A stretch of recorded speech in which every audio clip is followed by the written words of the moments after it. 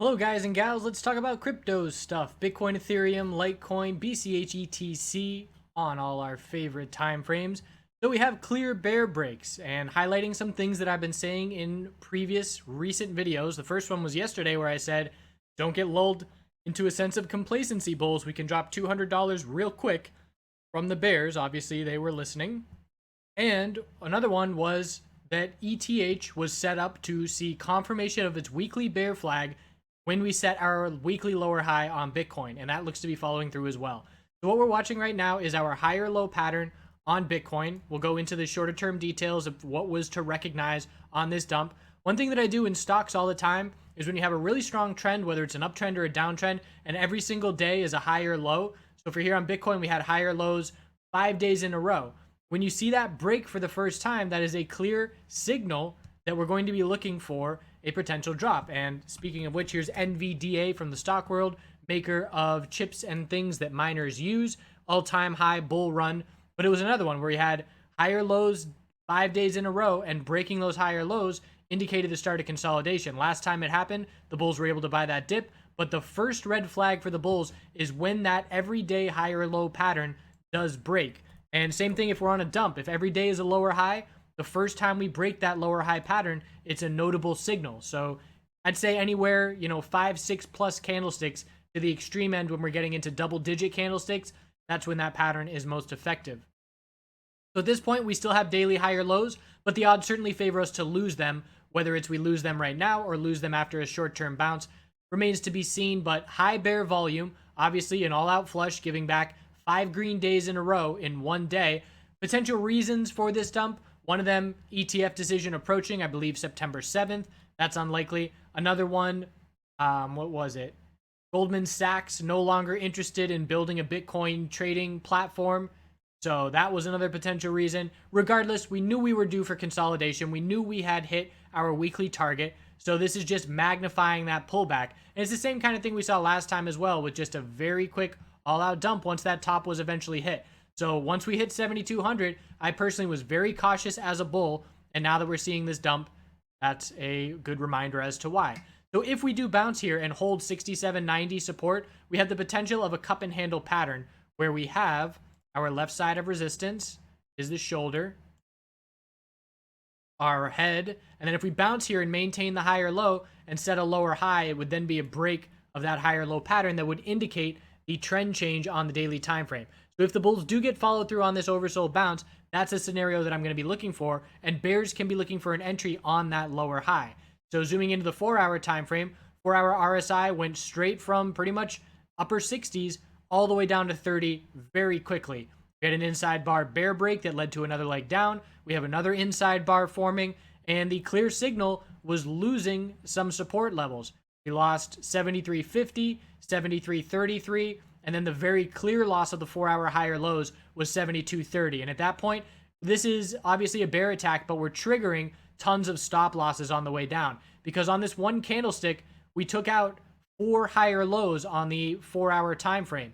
So a ton of stop losses all magnified on top of each other, leading to that significant dump. The hourly RSI got down under 20. I did play the initial oversold bounce first thing this morning because of that hourly RSI being so beat up, and I scaled into my order under 7,000 and ended up with the position at about an average of 69.50, and I sold that position above 7,000. Not a huge win, but a decent little way to start off the day, and back to all cash, knowing that the daily top is likely in, the weekly top is likely in, and that we're likely to see the bears take over. Obviously, this is the most bearish action we've seen in quite some time.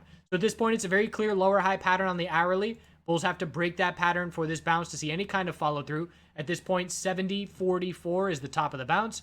Then we just had a lower high at 69.85, pulling back just under the 12-period exponential resistance. So at this point, the bears do still have control. 15-minute time frame was struggling at the exponential resistance the entire bounce. And then once we finally got over it, that's when we zoom out to the hourly and then watch the hourly exponential resistance. So in terms of support, it's 68.83 and then down. Actually, let's look at the 15-minute for exact levels. So 68.83 and then down to 68.38 and then down to 67.90, that daily level. So at this point, this bounce is not impressive at all. It's an hourly lower high, and the bulls are doing nothing to change the trend unless we set an hourly higher low and then break the lower highs. And again, I'm not anticipating too much follow through on any of these bull bounces. It's a very clear signal to the shorts now that they are back in full control. And let's look at the weekly time frame now with our lower high likely being set on Bitcoin. And again, September, we're anticipating that we're going to tighten up for the month and look for a break at the end of the month or early October. Bulls on this weekly higher low, they ideally want to hold 6,500.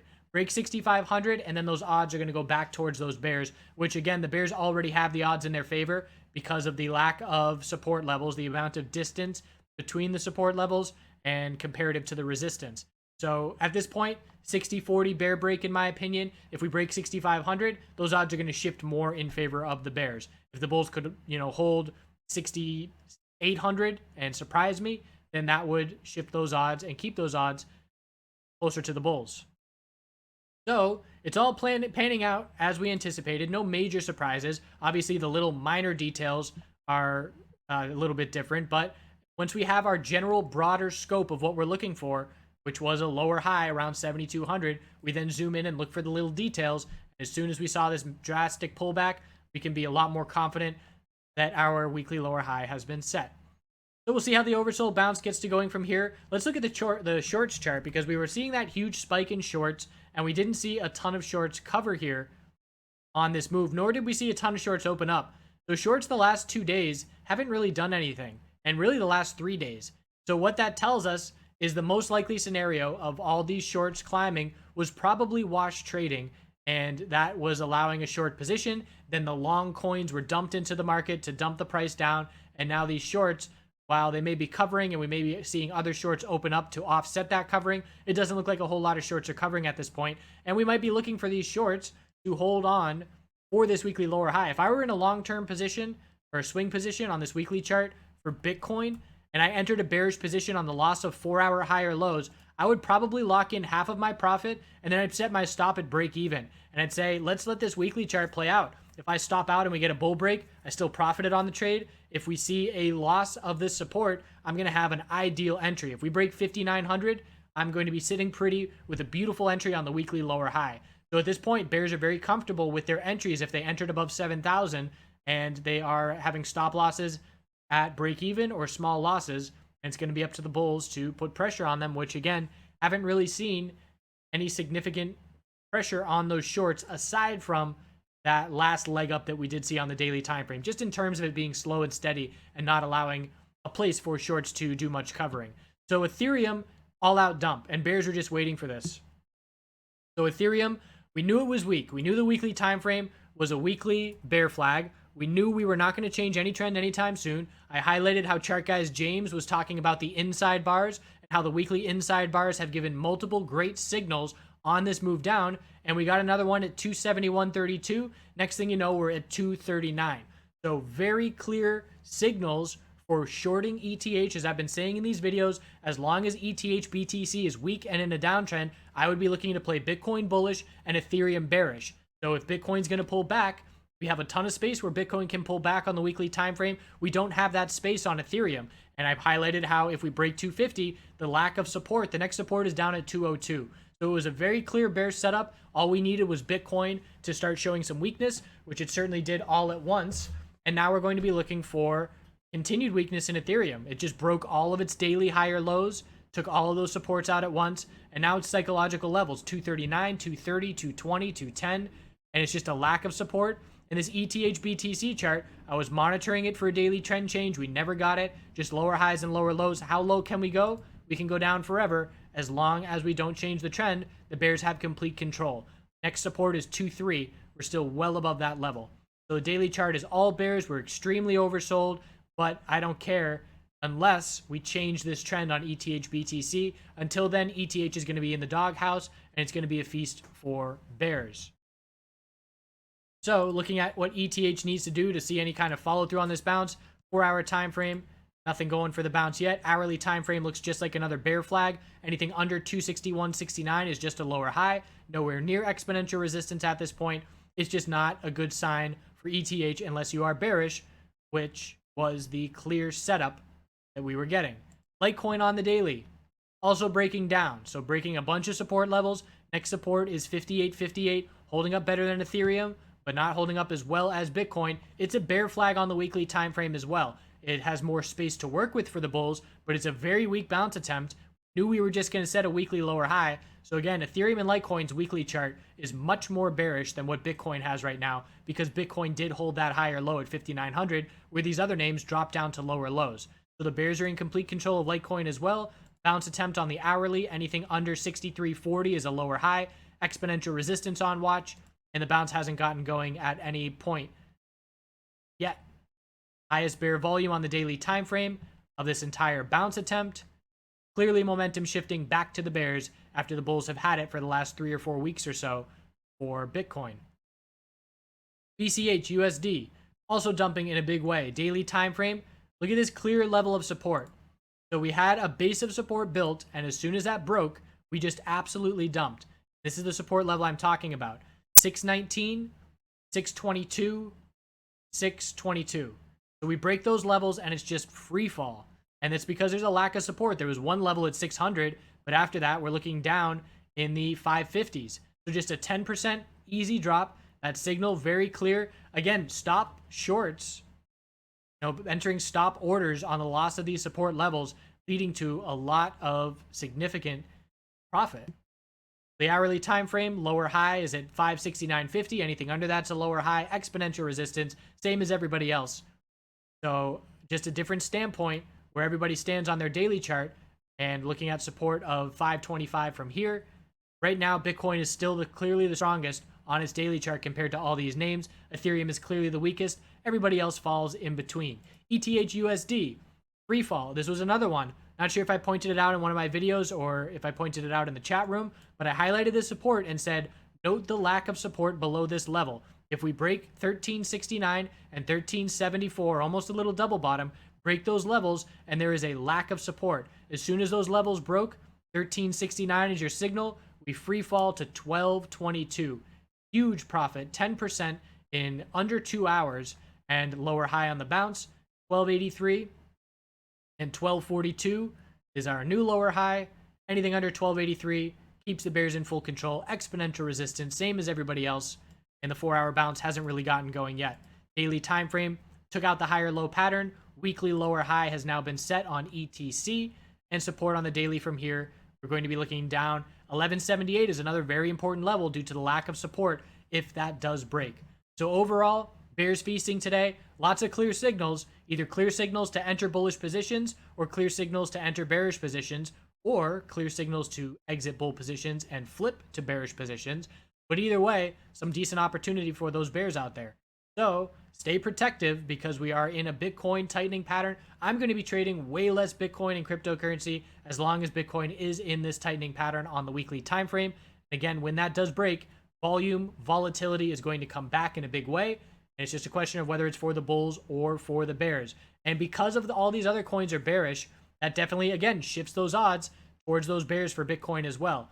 Because if Ethereum and Litecoin were both in weekly equilibriums as well, and everybody was tightening up and waiting for the break, it would be a different story than both of those names already breaking bearish and in a bit of free fall, at least in ETH's instance. So we'll continue to check back in here at the end of the day as we think about doing good things. I am going to highlight something that I've been working on. I've been talking about it a couple times before, but it's Drumstrong, an organization I've been working with, volunteering for the last 10 plus years. And it started out with my roommate in college where we synced up and now we're brothers for life. But he was diagnosed with cancer in high school and went through bone cancer treatment and battled it and all that. And then his dad got it later. So he and his dad they started a nonprofit charity called Drumstrong, and the tagline is drumming to beat cancer, so raising funds through rhythm. And it's been a really fun time. This is us we've been traveling around, I think this was Bonnaroo, but we would go around and spread the message and raise funds. And every year we have an event, a main event. That's from 2011, that's 7 years ago. But we have a main event near Charlotte on their family farm, or Bonnaroo Drum Circle. And it's just an event where we were doing continuous drum circle for 36 hours at one point. But we had bands come out, and a big tent and a big mother grandmother drum here. That's me and Mason. And this is the farm. It's just a beautiful place to go. But every year it's almost like a college reunion where all of our friends get together and we put on this event and have a giant drum circle and, you know, kid-friendly event. Everybody comes out and it's just a whole lot of fun. So I've really enjoyed volunteering my time, and that's one thing that trading has allowed for me, and that's a commodity that you cannot value. People certainly do value it in terms of working hourly wages, but you know, time is something that when you have time to be able to do things that you're passionate about, and hopefully that's helping other people, it definitely is invaluable. And that's the biggest gratitude that I have for trading and allowing me, you know, to be able to work when I want, where I want, is allowing me to do things like this. So every year we come out and bands come out and play, and they volunteer their time as well. It's everybody just doing mutually beneficial things for a global cause, and they go and take the drum circles into hospitals for sick kids in St. Jude's in Charlotte, and a whole bunch of fun. There's my hair somewhere in there. Last time I cut my hair was donating it at the event. I think that's me right there, but that could be me as well. So just a great time. Check out drumstrong.org. I'll attach a video here at the end in terms of Scott, which is Mason's dad, who runs it, and feeling generous. Donation would be nice. So this is me with my friends hanging out. Good excuse and beautiful scenery. So drumstrong.org, do good things. Bitcoin, cryptocurrency, bears in control, short term, oversold bounce attempt. If this bounce gets follow through, watch for a right shoulder on the daily time frame. I hope you have a great night. Leaving for Iceland on Friday. Going to be traveling. There will be some days where I don't do videos. I miss you all very dearly.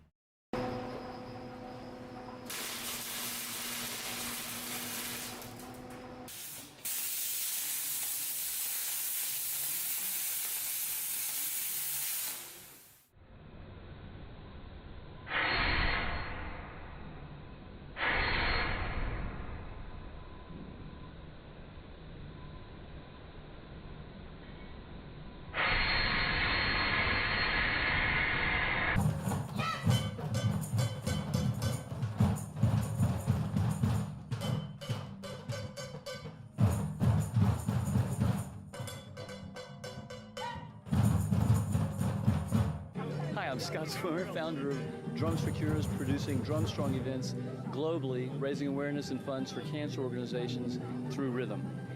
Remo was built because in an early conversation with my son about this new nemesis in his life, cancer, it was almost easier to visualize, to have an entity that you could battle. Well, you know, age-old medieval battling the dragon, right? They're scary, they're ominous, they're intimidating, they're dangerous. Not unlike cancer.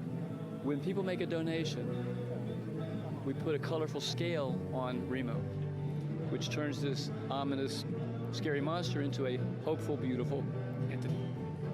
We wanted to do an event that was totally participatory, that everybody could play and receive, give and take from. Pulse, heartbeat, sharing our rhythm. In the process, we put together a drum till we drop event and webcast so that kids in hospitals could see these fools drumming all night long through all kinds of weather, challenges, and got hits from all over the world when we webcast. Hey, we're drumming with you. We love what you're doing. Tokyo, Rome, London, Seattle, Maui, Austin, all over the world. There are now 70 cities in 25 countries that hold DrumStrong events, encouraging donations from their local and supporting their local charities. This is our 10th anniversary DrumStrong event. This year? Yes, sir.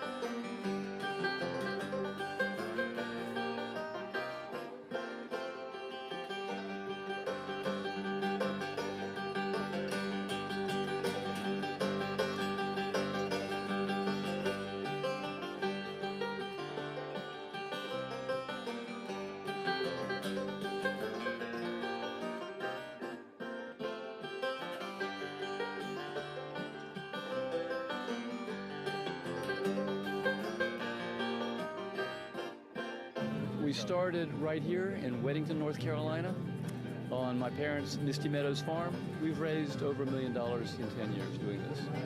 It's simple. We're banging on something. We're creating this joyful noise, and we're having fun doing it, and we're drumming in honor of, in memory of, for our own fortification as needed. And, oh, by the way, just out of the goodness of our hearts. It's just fun.